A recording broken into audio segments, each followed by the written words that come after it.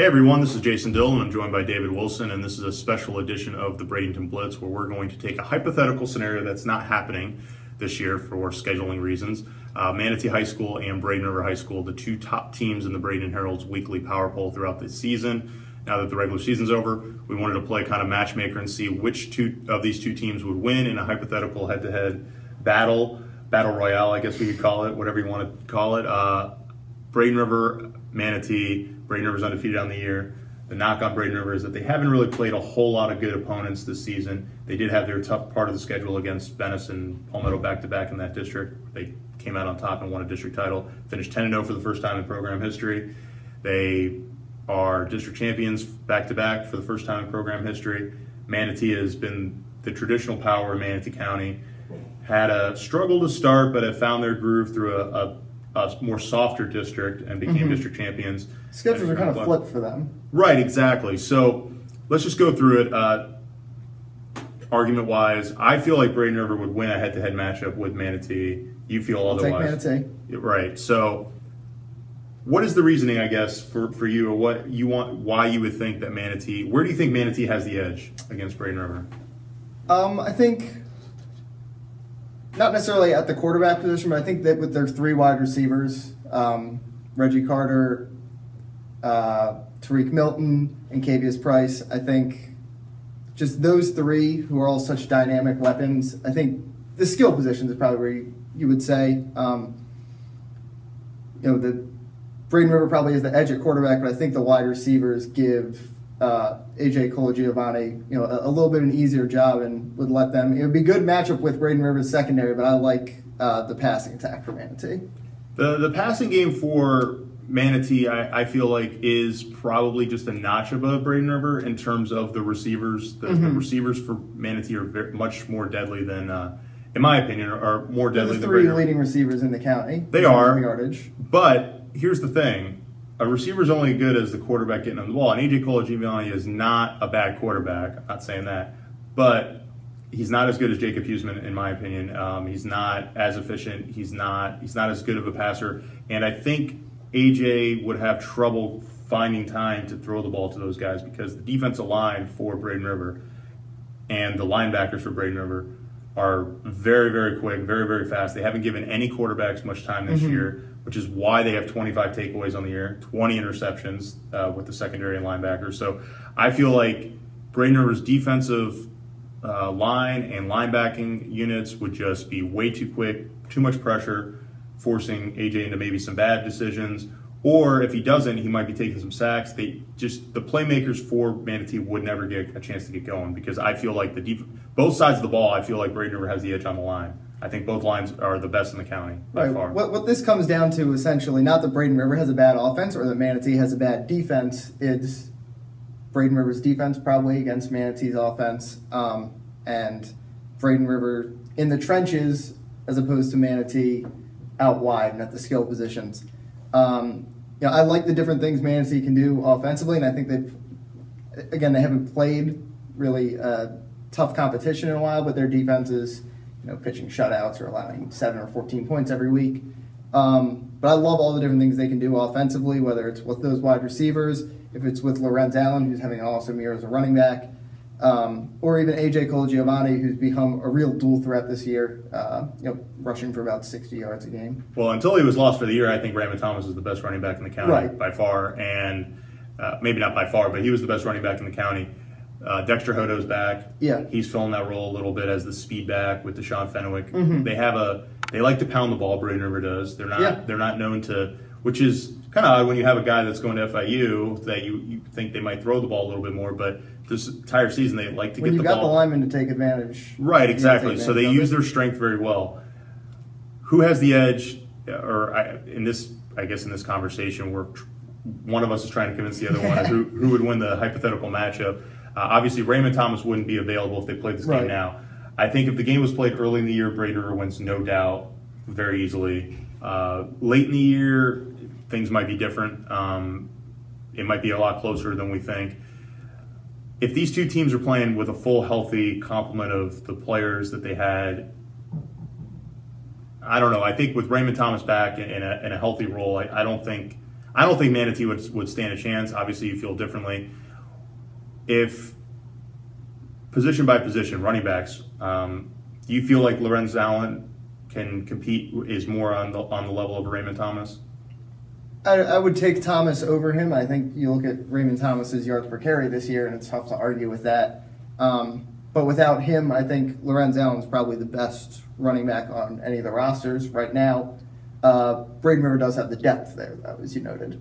Okay, so offensive line, I'm taking Braden. Yeah, I'll take Braden River's line. Okay, so you agree with me that Braden River's line on both sides is better? Yeah. I think Braden River has a better secondary. Yeah, probably. And I think Braden River has. I think they have a better linebacker. I don't know. The linebacking core for both are Manatee's got a pretty good. We haven't seen them play that a team at their level in a while, but I think their linebacking core is still pretty good. Sure. Okay, so Braden River's offense. Okay, they don't have the name per se at the wide receiver position, but Jacob Huseman does a good job of getting those guys the ball in open field. Jalen Austin is a very dangerous weapon in the slot. Just running, he's got pure speed. The only problem for him is catching the football on a consistent basis. Mm-hmm. He's had a few drops when he's had decent routes run. So if he could fix that issue, I don't know. I don't see Manatee's secondary being able to contain the Braden River offense, whether they're pounding the ball on the ground or they're going to some of their short passes that they like to throw to. I don't know. For me, there's no. I don't know. I don't see Braden River having trouble against a Manatee defense. Obviously, we'll never know the right answer or what the key to this matchup would be, but I really think one of the key matchups to this game would potentially be Manatee trying to cover Ryan Newsel. There's not a ton of great tight ends in the area. It's not something the teams have to get used to game planning for. And Newsel is probably he's a former lineman converted into a tight end. Yeah, it's always tough to figure out who to put. Do you put a linebacker on him? He's their Gronk, right? Kind of deal. So I mean, that's kind of the probably way. Not quite as good as Gronk. But, well, okay, but I'm just saying. Yeah, as far as there's no one else, no other tight end in this county who has the skill set that he does, and it makes can be a potential matchup issue. Special teams, okay? A game like this, if they were to play. Again, we don't know why they're not playing. Manatee, I guess, with a big district that didn't have much wiggle room, and you're going to have your rivalry games against Palmetto and Southeast on the schedule, and an out-of-state game. Yep. So it's not a lot of wiggle room to get a date planned and whatnot, and so again, no idea why they're not playing. They should. They're the two best teams. It would definitely be a good game to watch. For Braden River and the special teams, a game like this, if it is close, could come down to the kicking game. So Kyle Toma versus Nick Knoll.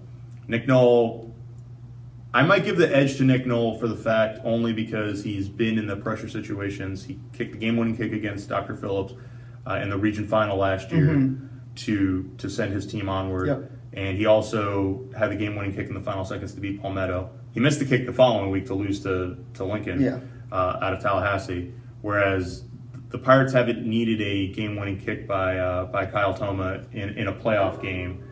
He hasn't had to do much other than really kick extra points this year. Yeah, I mean he has kicked field goals. Yeah, he has kicked field goals, and he has a good leg, and he is a very good kicker. Yeah. Only for the fact that the experience factor in pressure situations gives the edge, in my opinion, to Nick Knoll.